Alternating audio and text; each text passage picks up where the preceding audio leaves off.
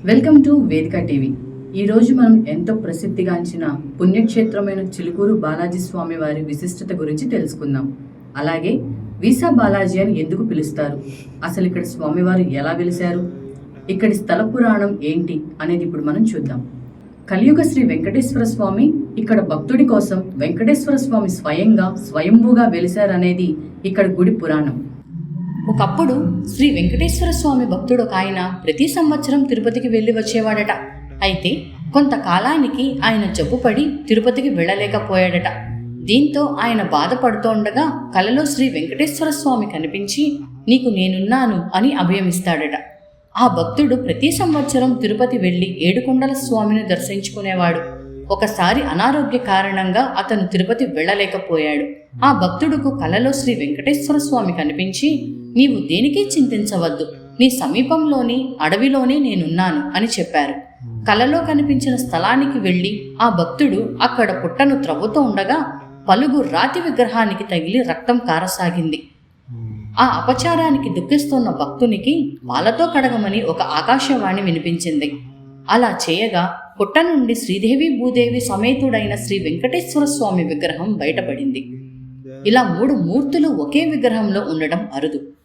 ఆ విగ్రహాన్ని శాస్త్రోక్తంగా ప్రతిష్ఠించి మందిరాన్ని నిర్మించారు.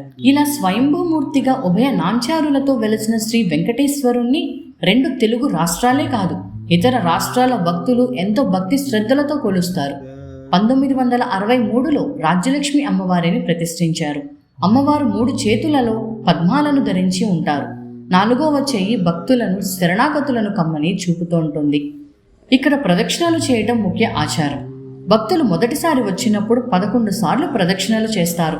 తమ కోరికలు తీరిన తరువాత ఇంకొకసారి వచ్చి 108 సార్లు ప్రదక్షిణలు చేసి తమ మొక్కులను చెల్లించుకుంటారు.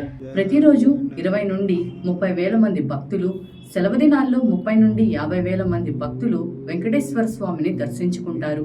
విఐపి దర్శనాలు, టికెట్లు, హుండీలు లేని దేవాలయంగా చిలుకూరు ఆలయం ప్రసిద్ధికెక్కింది. ఒకే ప్రాంగణంలో ఒకవైపు వెంకటేశ్వర స్వామి వారిని, మరోవైపు శివుడిని పూజించుకోవటం ఈ ఆలయం యొక్క విశిష్టత.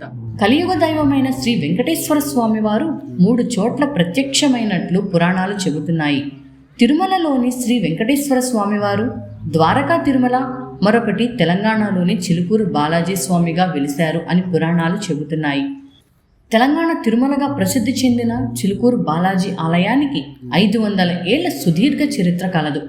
చిలుకూరు బాలాజీ ఆలయానికి వచ్చే భక్తులు, ముఖ్యంగా విదేశాలకు వెళ్లాలనుకునేవారు తమ వీసా పొందటానికి ప్రత్యేకంగా బాలాజీని కొలుస్తారు. అందుకే ఇక్కడ స్వామివారిని వీసా బాలాజీ అని కూడా పిలుస్తారు. అదే ఇప్పుడు మనం చూస్తున్న Chilkur Balaji temple, alias visa Balaji టెంపుల్గా పిలువబడుతోంది.